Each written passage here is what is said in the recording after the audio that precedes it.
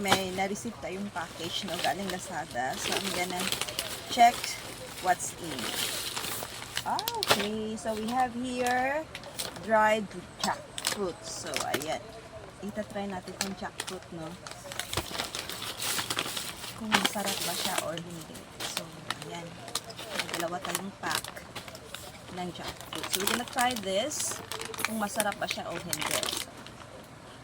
Because eating fruit is so healthy and it's good for the body. So,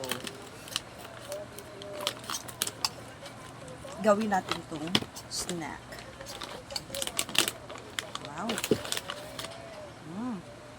Amoy jackfruit talaga, guys. Ayan. So, yan yung dried. Very dry siya, guys. Wala talagang ka-moisture. Para siyang cracker. Para siyang cracker. Wala talaga siyang moisture. So, the best siya, guys. The best na gagawin natin snack. Or yung bang kutkutin. So, ganito. Very healthy pa.